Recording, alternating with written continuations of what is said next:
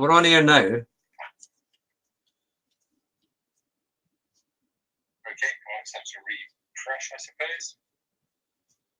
Yeah, because you probably have to listen to. Yes, live. And now I can join. Ah, that's what it was. There we go. We've got to turn it on. You know. Okay, hopefully it works. Do you want to start it again, or can you edit it down from the live? Yeah, I can edit it down from the live. It should be fine. Okay, I'll shut down WhatsApp and I'll speak to you on the topic. Okay, excellent.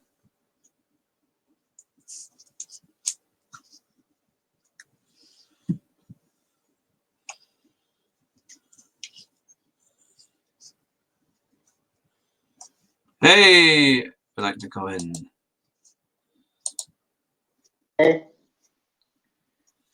Hello. Hello. Hello. Hey! Can you hear me? I can hear you.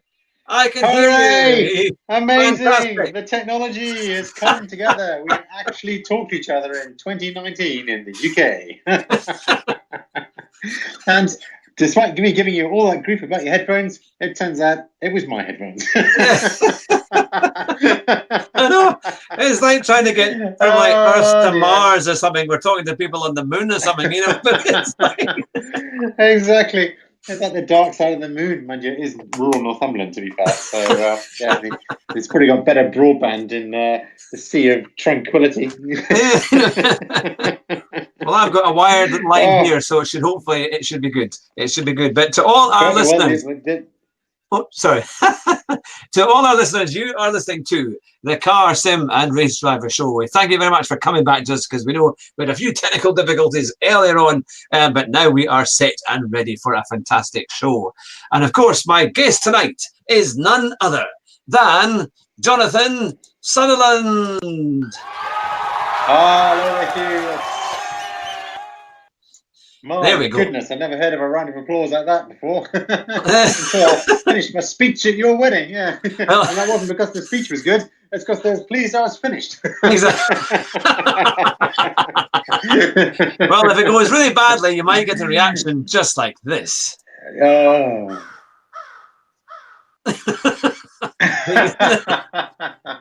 The tumbleweed is going past. Exactly. Yes. No expense spared on the sound effects there, Hugh. That's very impressive. Yeah. It's whatever a standard Podbean non-payment membership gets you these days. But that's it. That's when you pay 50 beans a year or whatever it is, then that's what you get. Yeah. Yes. But to all our listeners, feel free to give us a comment. Ask us some questions and we'll do our best to answer them. And tonight it's all about cars and our crazy motoring stories. And of course, we're going to start by our first cars, because normally when you buy your first car when you're 17 or 18 and you've just got your driving license, that's when the adventure begins. What was your kind of first car, Jonathan, for our listeners? What was your first experience of the first car that I bought? The first car that I bought with my own money, you mean? Yeah. It was a Porsche.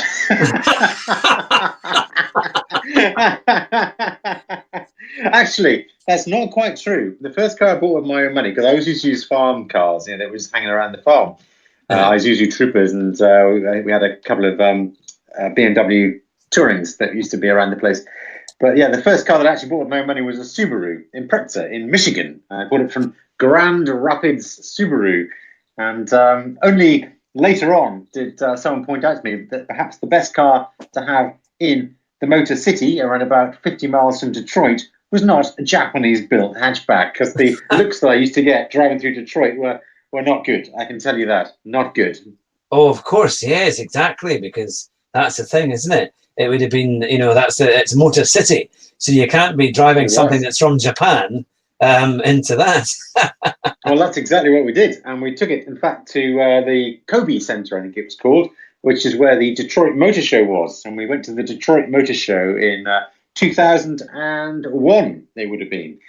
We drove to Detroit, and I'll tell you something. We were driving through the suburbs of Detroit, and I needed fuel for the car, and my goodness, I was not looking forward to breaking down just beyond 8 Mile in the roughest part of Detroit. So, yeah, just a little tip to any listeners out there. If you're going to go to America and Detroit, don't buy a Japanese car when they've all just been put out of business after the .com crash. Well, there's lots of things happening over there just now because quite a lot of the American companies are really struggling. Although the amazing thing is the Fiat Chrysler merger has actually done quite well. And Fiat are making quite a bit of money off their American market, but a lot of the other ones are struggling, which is weird. I never thought, a merger between Fiat and Chrysler could be a good thing. But when you think, kind of American build quality and along with Fiat unreliability, and you've got exactly Chrysler build quality with Italian financial. Yeah, exactly. Yeah, maybe not, but yeah, Fiat Chrysler have just taken over. Was it Peugeot Citroën or something? Well, they want to do a merger, and I think it's in the process of being approved. Which it really could be something, I think, because it's massive. And to be fair, Peugeot Citroën cars have really improved. They have dramatically improved them over the last few years because they were pretty dull and boring and really not anything to write home about. But in the last few years, they have brought out a lot of new models and have really kind of recaptured the marketplace. Yeah, absolutely. They, I mean, some of the cars that they're producing, the dark years of the Peugeot 407. And the 207, they were just terrible cars, weren't they? They're literally peculiar. I looked at them, but now, having driven the cars down at Millbrook last summer, most of them are actually pretty good. Yeah, very stylish, unique interiors, really kind of up to the latest technology as well. I mean, they look like you're getting into something that's really actually quite premium. I think the new Peugeot 208. It looks stunning, actually. The top of the range models look amazing. I can't wait to get a go in that, actually, because that does look like a very good car. But it's funny, isn't it? Because manufacturers have their time, and they have times when they're really strong, and then they're really bad. And it's kind of, it really does vary. And it's like, it's like you try and name a manufacturer that's got a really good lineup overall, it's quite difficult. I mean, you can see obviously BMW and Mercedes have a pretty strong lineup. But they've got some weird looking cars there, BMW. Some of the X4, I never quite got around that. And these new 2 Series coupes and things. No, not good. Not good, as Donald would say. No, it's quite something. I mean, I remember things like the Peugeot 307, that was pretty dull. But if we've got any American listeners, and we usually do, we would love to hear from you because America, my goodness, I feel for you. Something, when you see and hear stories of Americans buying their first car, and they pay like $2,000-3,000 for an old Proton or something, or an old Honda Civic that's about 20 years old. It's like you couldn't do that in Britain. In terms of, if you wanted a 20-year-old Honda Civic, you'd pay about £100 at an auction. It literally would be worth nothing. But in America, car prices are quite high, even for stuff that you would think is absolutely finished. It's like, a couple of $1,000s. I mean, obviously, you've had experience of buying cars in America, but it is quite incredible that people will pay that kind of money, or that that's where the market is over there. I was always amazed how much it was, because some of the people, my colleagues over there, bought some absolute clunkers. And, you were talking £2,000 to £3,000 for, I remember one guy bought a Saab 9000, and I think he paid $3,000 for it. And I think it'd done, 290,000 miles. I mean, it was absolutely finished. If that had gone under the hammer in the UK, it would have been, £600 max. And it was sitting at $3,000. But of course, there was no MOT in America. Whether that's the case these days, I don't know. So as long as a car was running, then it was always worth something. And some of the machines you'd see driving around were extraordinary, especially like a chassis with wheels. And all the bodywork had just gone. It was, something else. It really was. But I had some interesting test drives over there. I remember having a test drive in a Ford Escort, I think it was. And it was a 3-speed automatic. And boy, it was awful. It really was an absolutely terrible car. It is something else, isn't it? When you see these cars on the road, maybe perhaps we should buy some old scrappers over in Britain and ship them across to the United States and see how much money they'll get. And although I don't know how they'll take to driving a right-hand drive car, but because even in the European markets, like in Spain, you wouldn't pay that much. A few €100 for an old clunker, and then that's the thing. And you think emissions-wise, if it's a petrol, it's probably going to be reasonable, because it shouldn't be smoking or things like that. But in America, you do see cars that are quite different.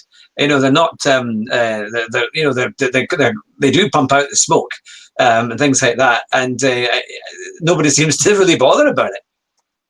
No, well, I mean, blue smoke abounds. There's no doubt about it over there. Whereas over here, unless it's owned by the government, like a taxi or a bus, or either owned or licensed by the government, then I think cars are pretty clean over here now. It's just stuff owned by the council, basically. Yeah, that's terrible. With their green credentials, so they're the only things that are actually doing the pollution at the minute. So something else. So Hugh, what was your first car? What was that? It wasn't a Subaru Impreza. No, or a Porsche or anything like that. It was pretty much a 1986 Ford Fiesta 1.1L with about 50 horsepower, something like that. But I bought it from your garage that you were working at the time for £500. I was going to say, who on earth would sell you something like that? Only someone who had no morals at all. It was like that was the first car I ever sold. You bought it. Yes, I did. Yes, and they had minimal rust. It was genuinely quite. I remember driving it back from the station at Alnmouth, quite near where I was working, and I thought actually the engine and the gearbox were incredibly slick. It was actually just a little bit of rust on the offside panel, front wing. But apart from that, the car, the interior was kind of as new almost. It was absolutely incredible. It was actually quite clean, wasn't it? And to any American viewers or kind of US or kind of South American viewers, listeners as well, we used to use this thing. It was a product from Amway, which was a kind of fuel additive. And my goodness, it really cleaned out the car. So I used to get incredible fuel consumption and performance. The engine used to run really, really well. I remember taking it for services, and they said, look, we hardly need to change the spark plugs or anything. These things are incredible how well it runs. It was quite a machine back in the day when it cost only £15 to fill it up with fuel. Goodness me! Yeah, when fuel was about 55p a litre, or therearabouts. Yeah, and now it's rather a lot more. Days, my goodness, mind you, it's still quite expensive in the US.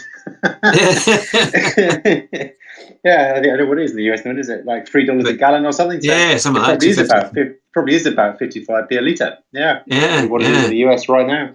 It's incredible. But at least it did better fuel economy than your VW Polo 1 litre, which had a hole in the fuel tank around about 3/4 of the way up the tank. So that was such a bad car. It almost put me off driving.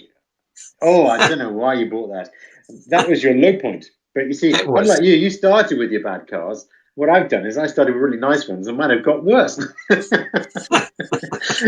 started off with really nice cars, and then I got a Suzuki Jimny and a VW Up.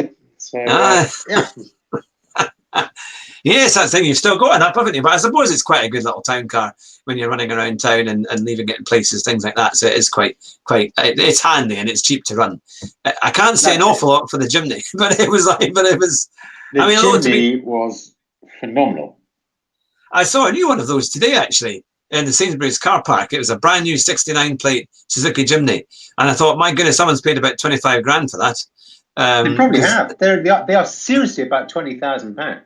Yeah, which is incredible. Just lunacy, really, isn't it? I mean, why you buy that? Because they look cheap. I mean, they're obviously churning those out at what, 5 or 6 grand a unit and charging 20,000 for them. Absolutely extraordinary. I still like the vehicle though, but the old ones were the best when they used to sell them for about 9,999. That's right. Brand new out the showroom. Then they were quite good value, but now you can't get anything for that. Yeah, and as you say, it can't cost much to make the thing. I mean, it must be pretty cheap overall. When you look at the new Jimny, have you had a go in the new Jimny?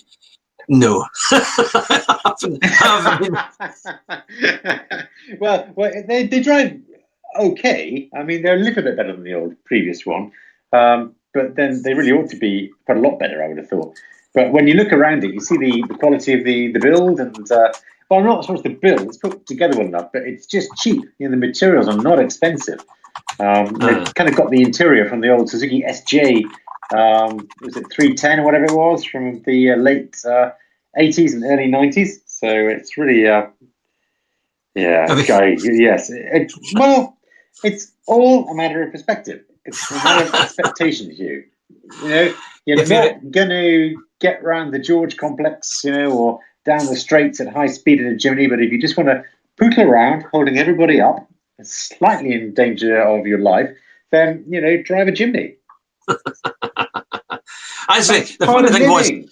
I saw what I thought was a classic car, right? Like something out of the 30s or the 40s when it was farther away. And then as it came closer, it was a blooming Citroen 2CV. And it just shows you Oh, exactly. yes. Yeah, but I mean, for me, I thought, my God, is that an old classic?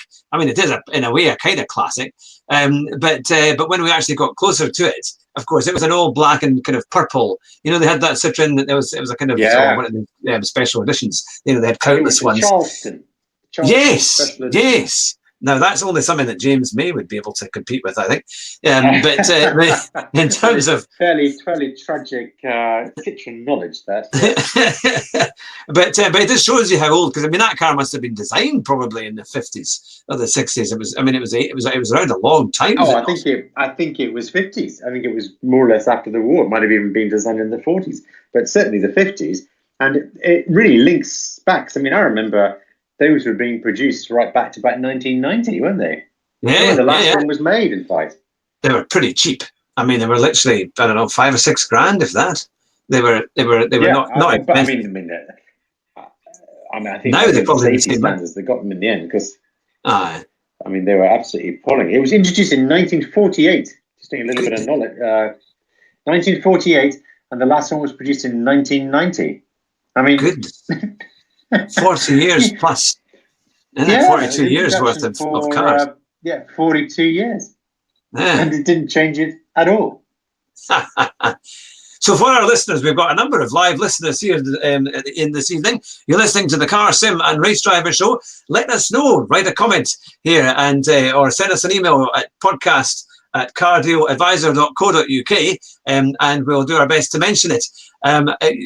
It's great to hear what people's first cars were, because I mean, there's such an amazing stock to choose from, isn't it? When you're going worldwide, think of all the bad cars that normally people have to get when they're 17, and then literally it's the first thing they can afford, and the freedom they get when they get behind the wheel, and the first drive when you've got your license. Do you remember driving the first time when your parents weren't in the car with you, when you got your license and you were allowed to actually take the car out and have a go? What was it like? Because it's quite a special feeling, really, isn't it? Oh, it is. Yeah. You know what? I can't even remember when it was. Well, obviously it was the day after I passed my test, so it'd be the 20th of July 1993. But yeah, it was just an amazing experience. I mean, I remember going so carefully the first time. I just couldn't believe I was allowed to do this. I'd dreamed of it for years, just literally dreamed of it. So I was almost counting down the days until my 17th birthday when I could drive. And as you said, it's just the amazing sense of freedom that you had with a car. And do you know what, Hugh? I still get that sense of freedom anytime I get in a car. I just love cars. I like basic cars. As you know, I've had some quite nice cars, but almost the ones that are closest to are the real basic ones. And it doesn't really matter if it's a rental car that's some old sort of Fiat Uno rental car from the 1990s. You just get in it and you've got this new country and you're just off and you're free to explore Spain or Thailand or America, wherever you go. You are just out there exploring. Absolutely love it. Yeah, it's funny because my last car, I mean, everyone will laugh because it was seen as a terrible car, but it was actually really, really good for what it was, and it was a Dacia Logan. And the thing is, I mean, it doesn't look great, but it does have a big boot, and it costs pennies to run, and we drove all over the country with it, and it was great, and I kind of miss it, even though I've got this newer car to replace it, which is far, far superior in pretty much every way. But when I was at the Renault garage last week getting my Clio serviced, and they had one in the showroom, but it wasn't just a very entry-level car. Ours was the Laureate, which it didn't even have a sat nav. Actually, it didn't have air conditioning. That was about the only thing I think that was better than the other models. But it had cruise control. Oh, it did, but then I think you can get cruise control on the entry-level Clio, to be fair. But it was something. But they do stick with you because the car really it actually drove quite well. It was quite fun to go around corners in. I thought it was going to be terrible the first time I drove it on a test drive, but actually it was quite good. In fact, that was with you. Remember at Company Car in Action, we drove one when Renault Dacia were there one year, and I thought I really wanted to have a shot to see what it was like. And I didn't really make up my mind that it was a great car that day, but when I got one from the dealership after that, I was really quite impressed with it. And it is one of the cheapest cars, certainly on the UK market, to buy new and second hand, and it just costs pennies to run. Yeah, I've never seen you actually be quite so sad to see a car go as that. Normally, Yeah, you're very forward looking. You're not somebody that looks back and sort of mopes about things at all. You just generally get on and look forward and positive. But with that car, you a couple of times said to me that you were kind of sad to see it go. And yeah, I've never yeah, actually heard you say that about any of your other cars. Even yeah. like your first car, you were always keen to sort of get something else and move it on, But with that one, yeah, you really were quite sorry to see it go. Yes, it was kind of. I mean, it wasn't emotional, but it was. It's. I think because it was just so good for what it was, and when you get a car that just it's not trying to be anything it isn't, and I think it's because it's very refreshing because it's not trying to be upmarket or premium or SUV or anything like that. It's just a very very basic cheap car. But it does, but it more than lives up to that. I would say it pushes well above its station. And also, when you have lots of, it's a family car, you take the family in it all over the country, with the suitcases and everything. You have lots of good memories with it. And Yeah. also, we've had fun memories as well, going down to company car in action and all sorts of events. So it's kind of, and thinking, are we going to make it when when the fuel lights on, and when we still do another 50 miles, So it did a pretty good job overall. It Yeah, was a very comfortable car. We did some serious mileage in that car, and uh-huh. it was incredibly impressive. Yeah, I have to say. I mean, I always quite like cheapies, and as I said, the cars that I quite like are actually the cheaper cars I've had, like the Jimny and my Up. These sort of Yeah, runabouts that I've had. They're the ones that actually I really like because ultimately it's about freedom. It's yeah, it's you put the badge on, the nice interior trims, and the prestige and the image, and what it means, and the advertising. But ultimately, what I want is the freedom of the car. And yeah. almost the cheaper it is, the less I worry about it. The narrower they are, the more useful they are because you can get through little gaps and through the traffic or whatever. You can park them really easily. You're not worrying about them in supermarkets, people digging doors. So Aye. almost the cheaper and more basic it is, the more free it is because when I've had nicer cars, you park it at the edge of the car park and you walk 200 meters to the supermarket entrance. So what's the bloody point? Cars meant to be about freedom and it's meant to Aye. be useful in your life. And if you're not willing to use it, then there's no point. You've got to use it and enjoy it. Exactly. Exactly. That I mean, it's funny how sport cars are. One of my friends, they got themselves a Suzuki Swift. No, not Swift. It was the Ignis Sport, and at the time, it was Ooh. incredibly cheap. It was like nine. It was a pre-registered thing, and in Britain, it was about 9,000. Was that the old style one? Yes, yeah. This was going back probably about 10, 15 years, and it was only Yeah, nine the nine. It original was one. 9,995, and which was an absolute bargain, really, because it was just so cheap. And again, when they sold that, they got like 6 grand for it about 2 or 3 years later, because it was such a big discount new. That they couldn't believe how good it was, and there was quite a lot of demand for them secondhand. But that was a Yeah. fantastic car. But so I'm just trying to check here on our listeners to see if they've sent us any emails. And I'll keep you updated. Now, what would you say has been your best car then, John, that you've ever had?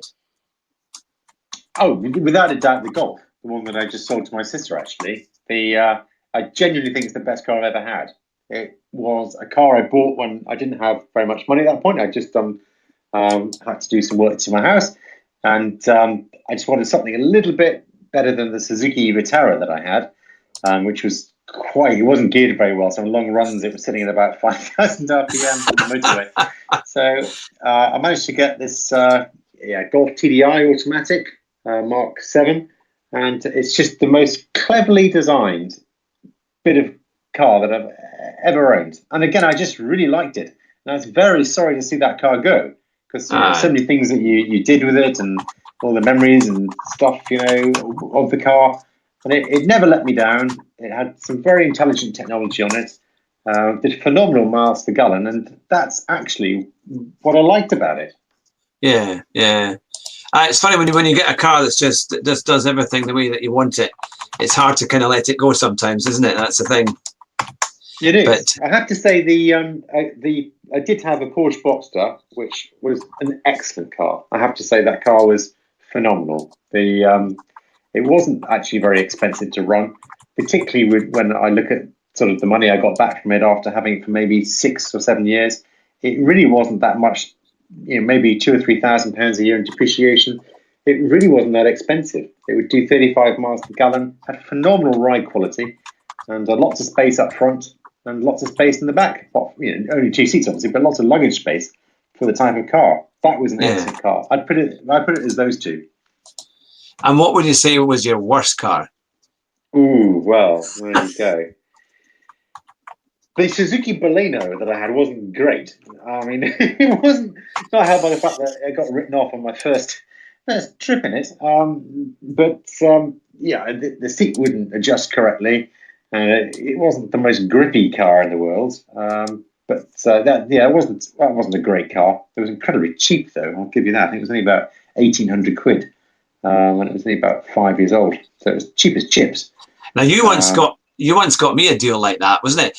Because that's the great thing when you're a new driver and you're just kind of starting out, and maybe your first few cars are, they might get slightly more expensive.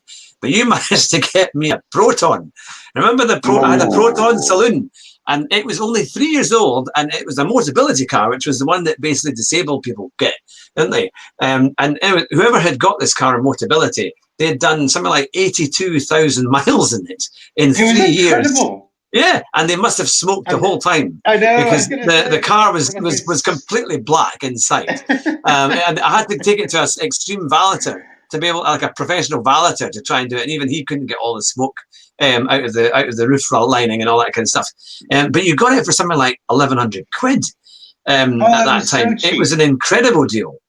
You just did the negotiating for me, and we came back with that car. And it was quite a machine. I like that car. Again, it was quite a very likable car. It never went wrong, that car, did it? It was phenomenally reliable. It was really good. It was based, it was based on a Mitsubishi Lancer from the very early 80s. I think it was an M-Reg. So it would have been a design that was probably 15, 16, 17 years old, something like that. But it was super reliable. It was their first model when they brought them over from Malaysia. And it had, the first ones were all right. And then this one had that facelift, didn't it? It was one of the actual facelift cars. Yeah, really quite. It was boxy as anything, but it was kind of cool at the same time. When everyone else was sort of starting to get prestige cars, you had your Proton. Yeah, exactly. I went backwards, but it was. But in all fairness, that car did last well. Very interesting issues was that you had to put a tyre in the back of it and keep weight over the back wheels, because it was terrible for lift-off oversteer. You'd come around the bend, and then if you were a bit too quick and you backed off, the car would simply oversteer. It would go into really quite ropey positions, which was fun.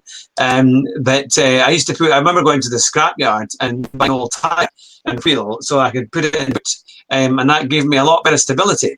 Under cornering, and they always laugh when I said, "Why have you got an old tyre in the back of your car?"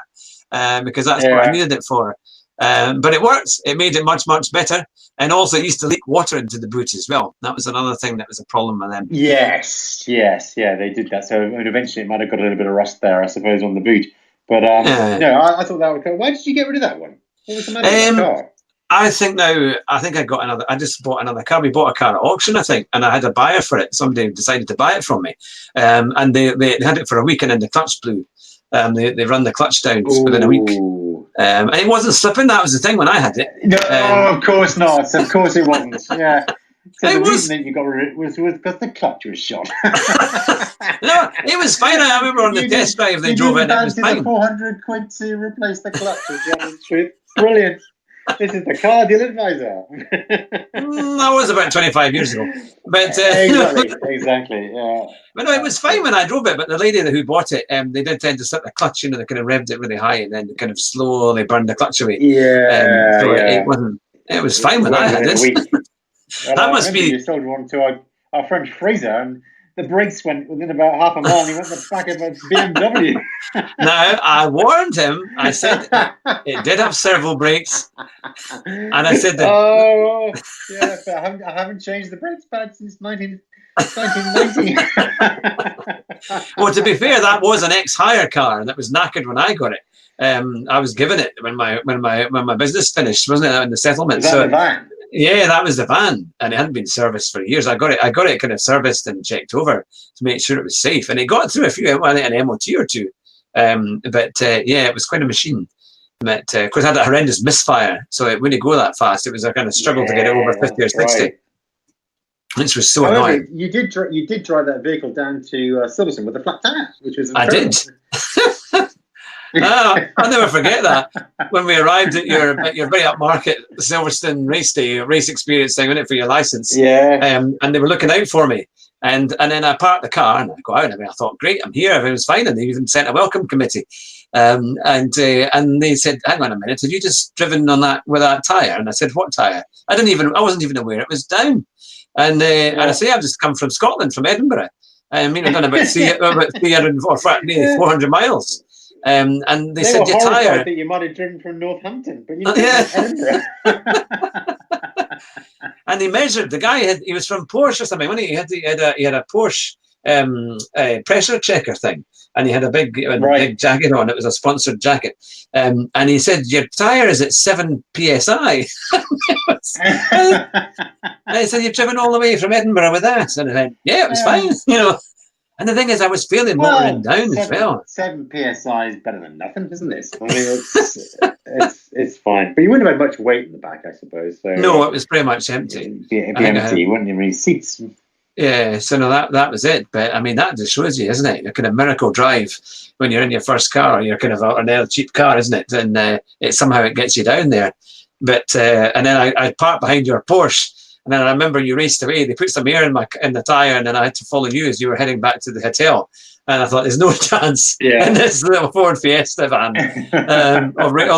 Remember, they used to race around the side roads in the minibuses when they were taking you to different parts of the track, and that was always quite fun because they really used to go for it. It was quite a thing. That's right. Yeah, they used to try and we were racing each other, weren't they? The race instructors would race each other in the transits. And you're like, oh, okay, it's your turn down at the skid pan now. And you're like, yeah, I think I might just put my helmet on. Exactly, when you got in the transit van. The speed that they were going. It was, they definitely were showing off a little bit. That's no doubt about it. But no, I remember you drove down to Manchester all the way from Edinburgh to see me in your Citroen ZX. Oh, yes. That's right. Yeah. That was a great car. Again, I really had superb ride quality. Yeah, no brakes though. It was another car that had terrible brakes. They were just going to have really under brake for what you need. Yeah. I suppose. Well, I mean, you could maintain the brakes, or were they just gone? Well, I think they just weren't that great. Because I remember my mate Simon, when he got married, he'd asked me to be his driver and to drive him and his wife to the hotel, and then later on to the airport. And he had the GT model, the kind of the hot hatch version. The Volcan. The Volcan. And it didn't have ABS either. I remember Chris Coffey on Top Gear saying, my goodness, it's an absolute terrible death trap thing that Citroen won't put ABS brakes onto their top of the range model. But it had terrible brakes. I remember coming into a junction and braking, thinking I had enough time, and I had to really brake hard, and the thing locked up because it just wouldn't stop. It was really bad. The brakes were terrible on them. And when you consider the wheels are locking, then presumably you've got enough braking action to lock the wheels. So, or it just had no feel or something. Yeah, no, very little feel, and just didn't do anything. I mean, it's like some cars now. They've got massive discs on them. So, and obviously probably wider profile tires as well. So they get, they do get a lot more grip with the road, especially in dry conditions. But in the old days with the Citroen, you just didn't get anything. I mean, it was really bad, and also that car wasn't good in the snow. But it was kind of the steering there wasn't a lot of feel to it. It was quite light, but it didn't have a lot of feel. And that made it quite difficult to drive in the snow. For other cars that just were a wee bit heavier, just like even my Fiesta was better. And the Volkswagen Polo, although it was a terrible car in every other condition, it was actually quite good in the snow because it had tiny tires. It was just literally they were so thin, you got grip.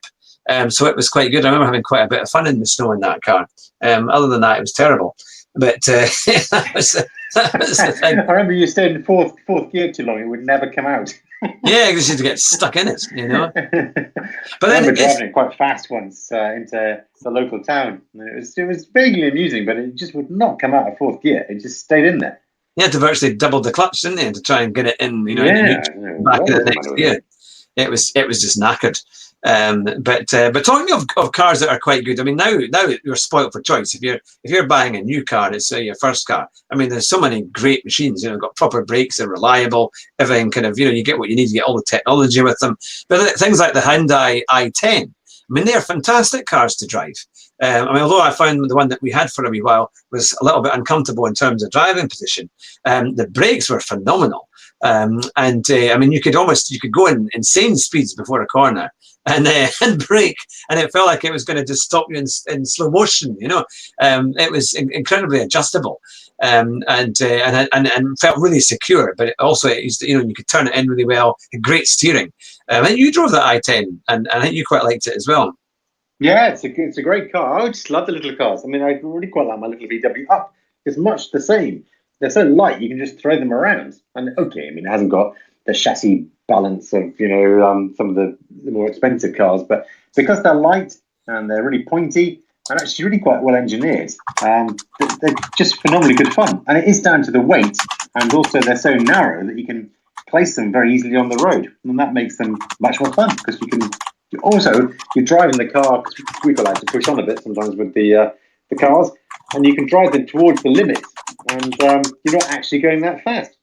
Aye. No, that's the thing. It's nice to be able to have a car that just drives really well and reacts to your kind of input straight away and handles well, and because there's nothing worse than having steering that's slow and wallowy and it just doesn't want to turn into a corner. It's never a nice thing. But with these new small cars, especially the Hyundai i10, it's a great machine. I had a lot of fun with that, actually. A good peppy engine. It felt a lot quicker than it actually was. But I have to say, from having a Renault Clio, they do handle well. I can see why people like them, because they are a lot of fun to drive, and they're relatively cheap to run, which is quite good. Yeah, I haven't driven the Clio for years. I've never driven your Clio, I don't think. Yeah, I haven't really done any. I'm not even sure we've even been in it with you. Actually, that car. We've been in your Picasso, but I'm not sure I've ever been in the Clio. That's true. Yeah, no, that's but no, it's a good car, certainly, and I mean it doesn't the body roll is limited, and it does drive well. Now, to all our listeners, of course, you're listening to the Car Sim and Race Driver Show. Remember, you can email us. Send us an email at podcast@cardealadvisor.co.uk. I'm online here and I'm checking the email just now. And the first person to send us an email will, of course, get a shout out on the show. It'd be fantastic. Let us know, what was your first car? Was it good? Was it terrible? What was the thing that you liked most about it? It would be fantastic to hear from you. So it's podcast@cardealadvisor.co.uk, and we will read out your messages as they come in.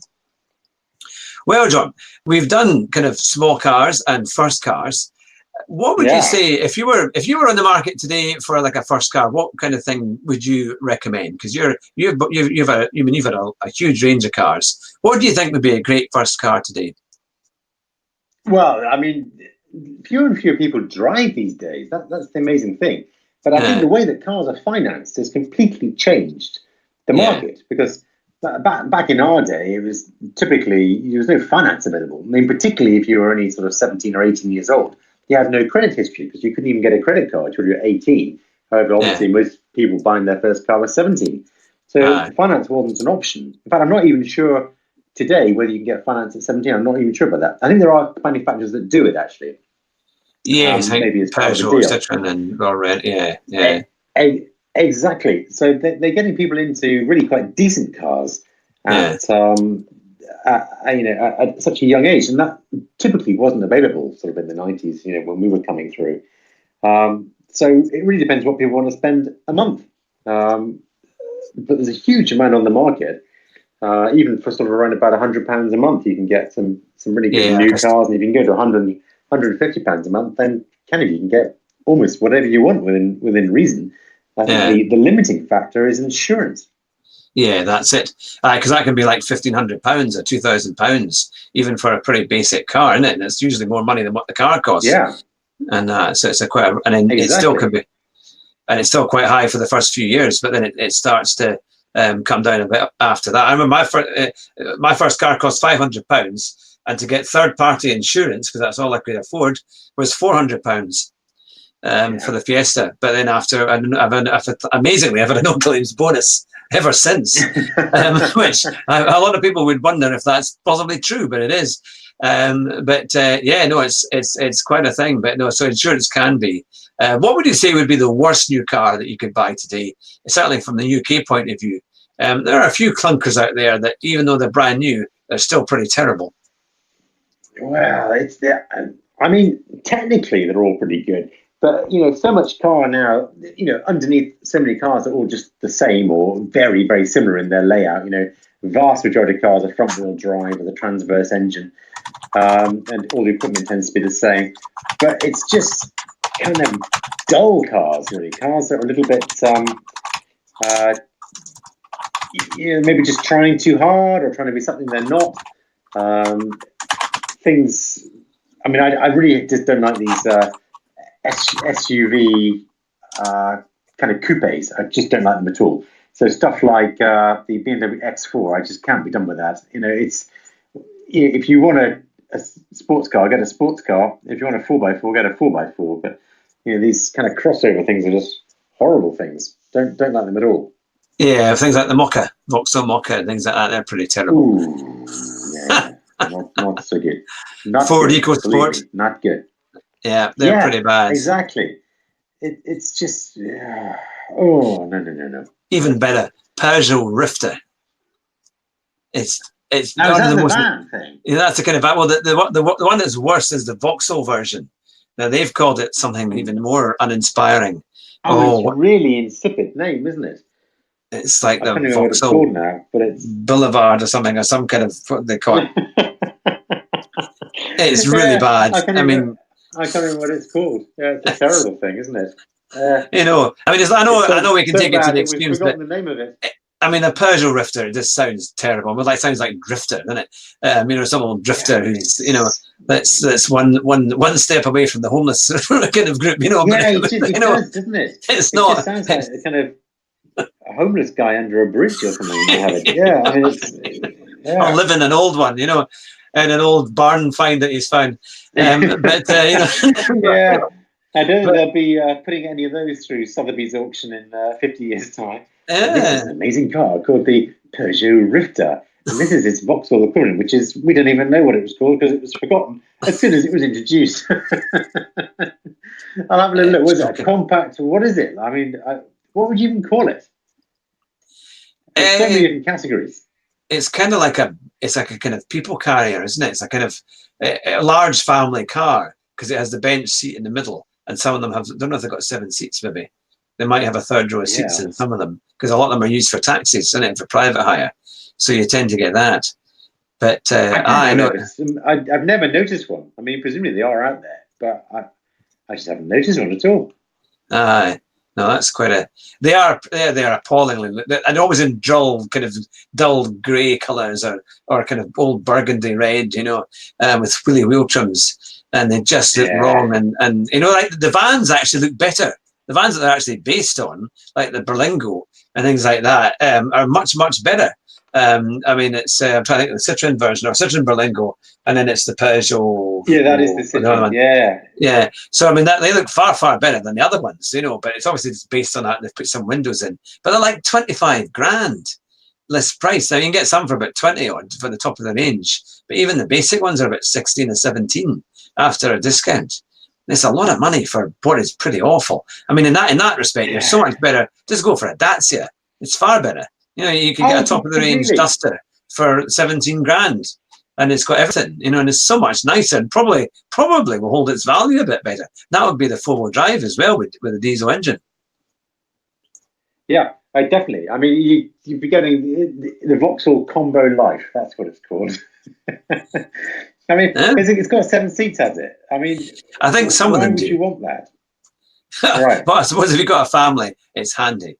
But just for our new listeners, we are talking about our first car experiences, whether they were old cars or whether it's a brand new car that you got when you've got your license and you're able to experience freedom of the road for the first time. What was your car?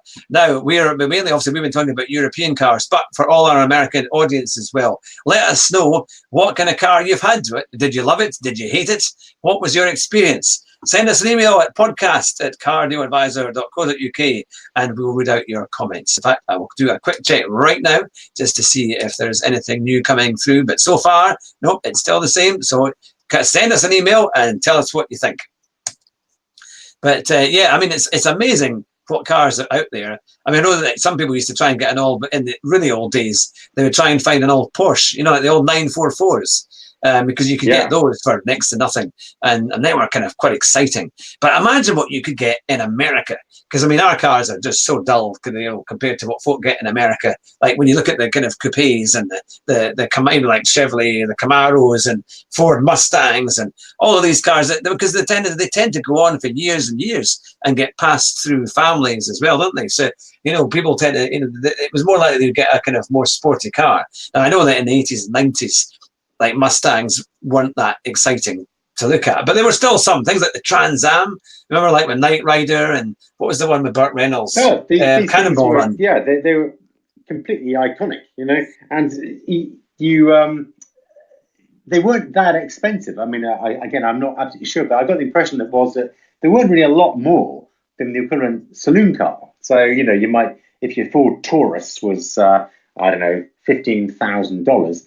You could probably get a Mustang for 18, so it wasn't, completely, different. And back in Europe, I remember there used to be some quite good deals on coupes. You used to be able to get like Honda Civic made a coupe, and there was remember the Hyundai coupe? They did one for a while, which is quite an attractive, really popular car. Yeah, they were quite good.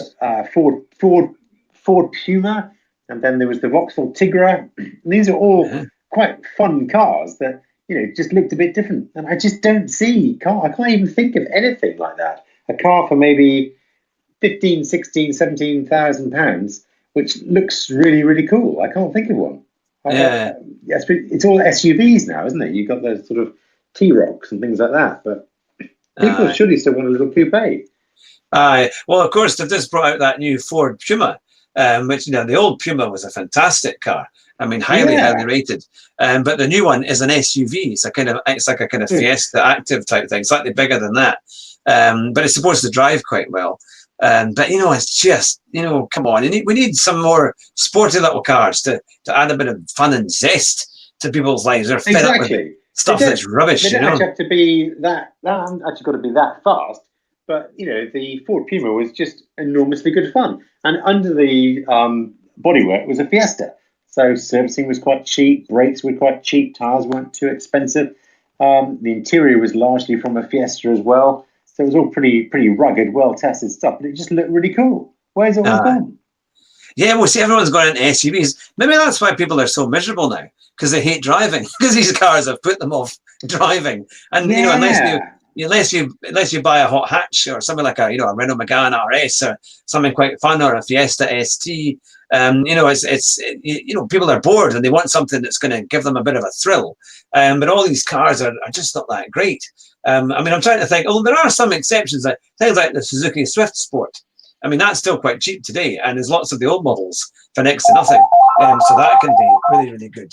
But it is. I want it is, but it's the fire alarm going off somewhere. No, it's just my phone. I don't know why that's going in the background there, but I'll try and make sure that it doesn't come on. But it might well phone again. That's what happens when you do a live show in your office and you don't turn your phone off. I'm not sure how to turn this one off. That's my landline. But there it's going again. I don't know. It might just ring out. I'll try and put it on there. Just give me a few seconds. But it sounds like an office. It sounds like a busy office. But I can assure you, it's not somebody phoning in. It might be a caller for CarDealerAdvisor.com. Might be wanting to place an order for a new McLaren 720S. Well, that would be the thing. That would be a proper first car, but not on that one, isn't it? But that'd be excellent. But I mean, why can't a manufacturer take? I mean, because cars are generally, we've just been saying, they're generally pretty good. But I can't get very excited about any of them. I mean, they all look the same. The fact is that what the cars do we like best? And yours was a Dacia Logan, and mine's a VW Up. I mean, what's going on? Why? If someone could make a car based on the current Fiesta, which drives really well, so like an ST platform, maybe not even as fast as the ST, but a pretty little coupe body shell on it. You could maybe produce a relatively cheap paddle shift gearbox, maybe just a sort of 7-speed gearbox, and sell them for £20,000. I reckon they'd fly out the door, but nobody's doing it. Yeah, it shows that we must be going through a midlife crisis to like the cars that we like. You know, there's something pretty desperate.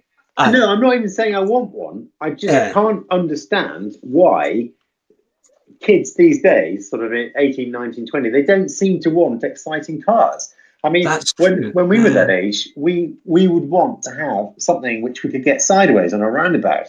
You know, whereas now what they want is or would look good, or preferably both.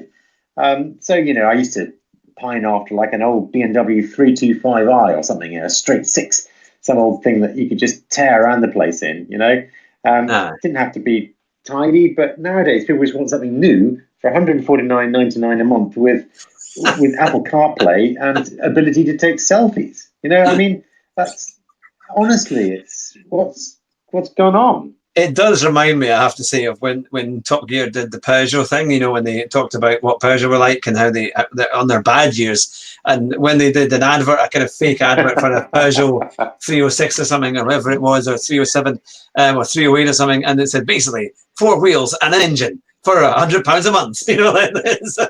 That's it. And that's all it was. That seems to be that's what kids seem to want these days. Is that? And I don't understand it. I don't. I'm trying. Can you think of any examples?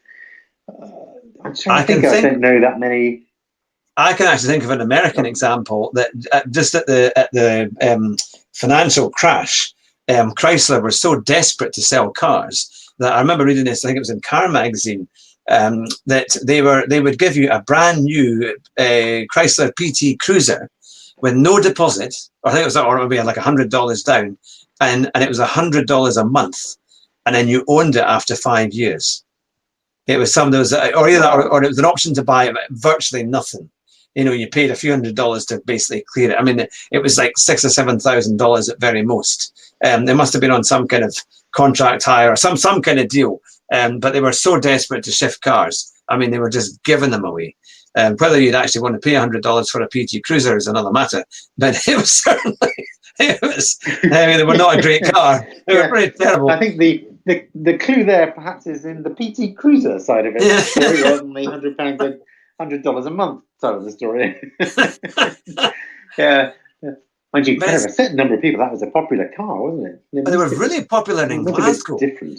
Glasgow loved the PT Cruiser convertible. I don't know what that says about my fellow Scots, but because it was a shocker, an absolute shocker of a car. And build quality was bad, reliability was bad, it didn't handle very well. And it looked, yes, it might have been all right in the first few months, but it aged so badly. It just didn't, it really looked terrible. I saw one about 2 months ago. I thought, I've not seen one of those for years. So they must have just scrapped them, because they were so popular and then they just disappeared off the road. They did. You don't really see older ones. They were there and then they were all gone. Aye. No, they were anything in between. Yeah, they're quite a machine. The PT Cruiser, that's for sure. But I remember there were cars. There were things like the old Alphas, like in the 90s. You had now what was the one like the 146. They were cheap cars, secondhand. I always thought that would have been a nice car to have, a 146. And then it was the 1.5. Yeah, you really wanted one. Did you not have one of those for a while? I so wanted one. Fiat Tempra you had. Yeah, that was a courtesy car that parents had. Yeah. But and then there were things like that. I'm trying to think, what else did we have? 145. There were some really cheap 145s. I'm still tempted. I had a little bit of cash free. I thought, you know what? If I could buy a third car just for a laugh, I'd have to get a 145. They were cool looking cars, weren't they? Yeah. They looked good. And the kind of thing, they were kind of ahead of their time.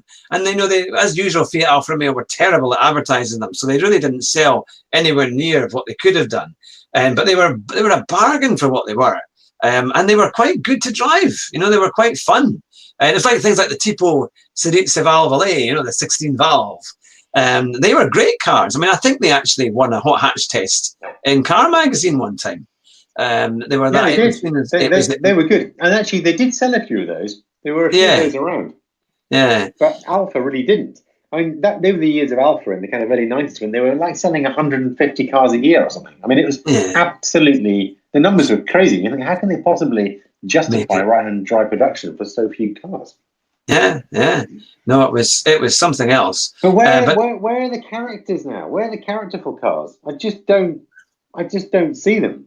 I mean, I used to get so excited about, I remember loving the 145. I thought it was a great car. It was amazing. And you used to get very excited about different car designs. And now they all just kind of look the same. Or maybe it's just the changing nature of driving. The roads are much, much busier. People want technology. They want safety. There's so many speed cameras around now, and everything's got stability control.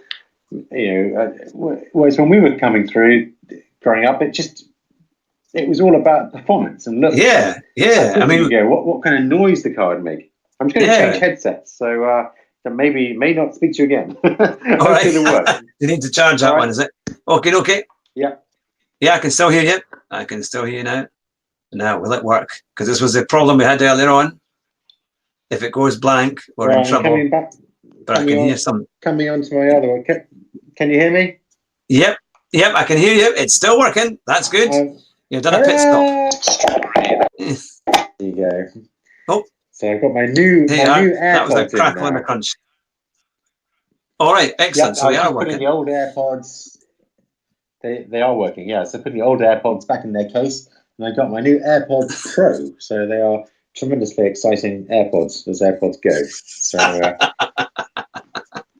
there you go. Back to the old cars. Now, there were also things like the Fiat Coupe. Do you remember the Fiat Coupe? They were a great car, but they were quite expensive, to be fair. They were about 15 grand way back in 1995 or thereabouts when they had them. And then the turbo was about 20 grand. I always remember that was about 18 to 20. Because I remember my father drove one of those. We had this incredible run in Duns. They had this Fiat open day in the garage, and they had all the Fiats and the Alfa Romeos. And it was right opposite the police station, and they had a test drive night. I remember it was a Thursday night. I don't think you could make it. I think I'd hoped you would be able to come, but you weren't able to make it. And they opened it all up, and there were loads of people about. And I remember my father, he wanted to have a go in this Fiat Coupe Turbo, and I wanted to have a go in it as well. So I came along, and he said, "You can drive, I'll go as a passenger." And we raced out, and they actually, would you believe it, the police were waiting at literally at the 30-mile-an-hour limit. They were waiting for people to race past so they could try and do them on the way back. And but once we'd gone past it, we had some great fun out on the roads round and about. But they were cars with these great kind of Maranello red colours, and it was a Fiat Coupe. It looked like a Ferrari. I mean, that brought more and more customers into Fiat than just about anything else. And I know they've got the Spider, the R-Bar Spider. So in a way, they're kind of catching it, but they're hardly selling many cars. I mean, I know they do the R-Bar. Well, they've got rid of that, haven't they? Well, Fiat got rid of the Spider. I think they've got the normal one. I don't know if they've still. I thought they were still making the R-Bar. Maybe you're right. But I know that you could be right. Maybe the Fiat one's gone, but they kept the R-Bar one. But I don't know. I remember lusting after the Fiat Coupe. I mean, it was just so kind of wild looking. Those big slashes above the wheels, and because Chris Bandel designed it, didn't he? Before he went to BMW and destroyed their designs. But it had that incredible interior, which I thought was so attractive, with the exterior colour running through the interior. And I'd never seen that before in sort of 1993 or 1994. It was just kind of so different, and it was so characterful and so fast. That 20-valve, the 5-cylinder 20-valve turbo. Yeah, that was brilliant. It did 60 in sort of 6 seconds or something, which back in the day was incredibly fast. Yeah, and it sounded good. It sounded lovely. Like the Volvos and the Audis, they had 5-cylinder engines as well, but it really gave you. Yes. I mean, that was the ultimate car. But when I was at one of the old classic car shows this year, it was they had a whole bunch of Fiat 500s. the Fiat Coupes, and they still look good today. I mean, you still kind of think, oh, I would quite like that. You know, they still they're still a lot of fun. And now they want about $4 or $5 grand for a good one. I think they're a bit cheaper if you get a really bad one, of which there are probably many. But you know, it's probably most of them. Yeah. But again, a very characterful car, and I just, and it was a little bit more than maybe the equivalent sort of Tipo and things. It was more, no doubt about it, but it wasn't that much more. The base one was what, 15,999 or something.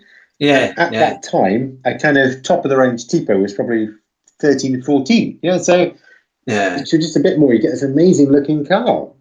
No. There was all sorts of things out there, and but they were just priced about the same as a kind of regular car. And now it's all about SUVs, isn't it? Yeah, it's just really dull. It just doesn't grab you at all. The small coupe has disappeared off the market just about. There's hardly anything. It's a shame. Remember also at the time there was the Nissan 200 SX. That was about the same time as well. And that was a 2 litre. It was quite fast. And it looked really cool. And they weren't that expensive. Again, I think it was less than 20 grand. You could get certainly pre-reg stuff for sort of 17, 18. It was a 2 litre rear-wheel drive turbocharged hatchback, and just great fun. Yeah. No, and that's what we need. We need cars that are fun. See, now this is the thing. I think people are so bored of those cars that they're just playing games. I mean, you know, I'm probably one of them in terms of, you know, I do a lot of sim racing just for fun and on things like Gran Turismo Sport. But ultimately, that kind of gives you your driving thrill, because it's, you know, you don't really get that anywhere now on the road. Or if you do, you're going to be pretty well off to get a decent car to be able to do such a thing, you know, or have a bit more fun while driving your everyday transport. But I think people are just, it's easier now to buy a game at 50 quid, put it on your PlayStation, and then pretend you're driving in some amazing roads in some amazing car, rather than actually be able to buy one. Because otherwise that, you look at it, and out on the driveway is sitting as a Vauxhall Mocha, and you think, "This kill me now," you know. Life is over. Yeah. Exactly. Yeah. I think what was the Clarkson quote? Sorry, carry on. No. I was just thinking back to the Toyota GT86. Maybe we should give Toyota a bit of a nod there, because that car is not that expensive. That's like 22 grand. 6-speed gearbox, you know, really handles well, rear-wheel drive. So, I did forget about that one, but I did the Toyota, fair play to Toyota for that then, and the Subaru equivalent. I would say actually that's probably the best car in Toyota's lineup. Certainly the most interesting. I'm not so keen on all their other hybrids and all that other stuff. They look all right, but I just, when you drive them, they feel quite heavy and not that nice. You know, I think compared to other stuff, I was never massively keen on them. And that brings us on to a car similar, the Mazda MX-5, of course, because there were some really cheap deals on them. Surprisingly cheap deals, actually. That could be the bargain, certainly on the UK market. Over at 15,995 for a pre-reg Mazda MX-5 convertible. Yeah, I mean, that's really good. Well, maybe the demand just isn't there, Hugh. Maybe the youngsters today just don't want these cars. I mean, maybe that's just why they don't build them, because no one wants them. Yeah. Because I mean, I would have thought, you know, if you could, there's plenty of GT86s out there, pretty much pre-reg stuff for about 22 grand. So, I mean, that's a great car, absolutely great car for the kind of money that you'd pay for a, I don't know, a VW top-end Polo or something. You know, So I mean, they are there, and that's. I think if I was looking for a car, you know, when I was 17, 18, that's what I'd be looking for. I'd be looking for something like a GT86. Aye. And that's the thing. It's, you know, because it needs something with a bit of fun, and there's plenty around second hand. So if you're about to get your license, or perhaps you've had it for a year or two, and you'd like to get something a bit more exciting, we definitely recommend things like the MX-5, because it's rear-wheel drive as well, and also the Toyota GT86 on the Subaru BRZ, because it's going to be give you a lot more street cred and test out your ability to catch a slide if you're on a wet road. They are a wee bit ropey, so you need to be prepared for the car to want to turn, or what do they say? Martin Brundle always says the back end wants to overtake the front, or you're going straight to the scene of the accident. So they're certainly quite.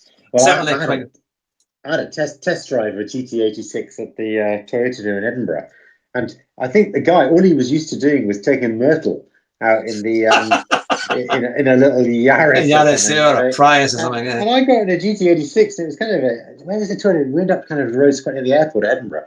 There's a couple of roundabouts up near Heriot Watt. Yeah, that's right. Newbridge. And we cut through, and there's a couple of roundabouts by Heriot Watt University. And I just turned the traction control off, and I was just sliding this car around these roundabouts. And the salesman, he'd never seen a car slid before, ever. He'd never seen anyone do oversteer. He said, "Oh, you've lost control." I said, "No, it's just sliding out of the roundabout." "Oh, don't do that. Don't do that."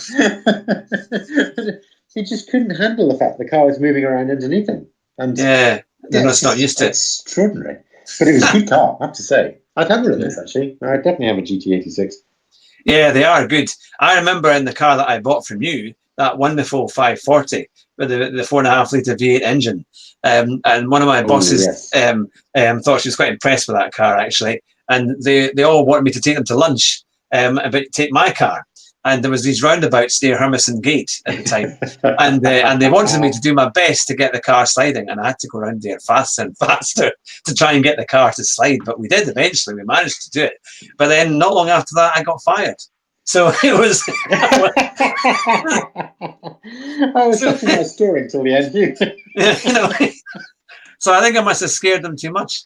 But that was the first to go in the cutbacks. But exactly, some good stories there, that's for sure. No, yeah. Do you listen to? I mean, we shouldn't advertise other podcasts, but Chris Harris. We can give him a shout out, to be fair. Well, yeah, Chris Harris's podcast is really good. Did you listen to it? I haven't actually. I'll need to look at that. It's very good. It's not as good as ours, obviously, but it's it is good. He, to be fair, he probably gets more famous guests on than you manage with me. No one knows who I am, but he gets like Tiff Liddell on, and they were talking about the old Top Gear days, and how he used to be a bit of a hooligan. And it's really good. Maybe put a link in your stream or on your website or something towards it, because he's talking about doing some demo runs around the Nordschleife. Oh yeah. And he had some journalist in, and he was going for it. And he says he just nearly lost this, whatever it was. It was a McLaren or something. He said, but the person next to him had no idea because he'd been sort of driving quite fast. But he said he was just absolutely almost threw it away at about 140,000. That's sweet. So clapped it all back up again. Yeah. So it might just be that was the reason you were fired, Hugh. The thing is, they asked me to do it, though, didn't they? Maybe they didn't think I would. Yeah. And or we were going round the roundabout at quite some speed, and it was loud. That car was quite loud when you put it in sport mode and kicked down. You know, it was a proper broad slide. I mean, you could hear the screeching and the tire smoke coming off that. I was amazed there was no police actually around there, to be fair. But this was at broad daylight at lunchtime. So it was. I mean, must have gone around there about 4 or 5 times. But it needed a limited slip diff, that car. It didn't have a limited slip diff, so you had to unload the back slightly. And if you could unload the back slightly, then it would drift very nicely for you. Yeah. But, if you just in a roundabout accelerating, it just tended to spin the inside wheel. So you did need to move the balance of the car slightly towards the front. But the engine was phenomenal. That 4.4 litre V8 is got to be one of the best engines BMW made. It was absolutely incredible engine. Yeah. Well, I used to laugh because people used to say, it's a huge engine. It must cost you a fortune to drive it to work. And it was only like about 7 or 8 miles that it was for my commute. And it'd take me about 20 minutes. But I said it did 8 miles to the gallon when I was commuting. But I said there were 8 amazing miles. Yeah, well, you get your money's worth out of it, absolutely. It was 8 miles to the gallon. Is that all you got out of it? Yeah. Well, that's when I was hoofing it around on the commute. It would usually do a good bit more than that in the most part. But if I was angry and I was trying to get around on my commute, I would just absolutely go crazy. And then it did 8 miles to the gallon. But it was. But the thing is, when people find. Sorry. I remember you telling me that it had 3 modes: eco, normal, and commute mode. Yeah. When you want the most aggressive throttle map, You want the quickest shifting gearboxes, and yeah, there's firmer suspension setup. It's Canute mode. Yeah. Yeah. Oh, it's something. Oh, excellent. It is brilliant. Well, on that note, we've been going, would you believe it, for well over an hour. And I think My that's probably goodness. what, yeah. But what I'll do is I will give you a quick call using something else in a few minutes' time once I've finished the stream here. Yeah. And we can have a quick chat. But thank you to all our listeners. You've been listening to the Car, Sim and Race Driver Show with me, Hugh Hattrick, and my very special guest, Jonathan Sutherland. We'll see you very soon. Take care. And remember our motto, drive fast and try not to crash.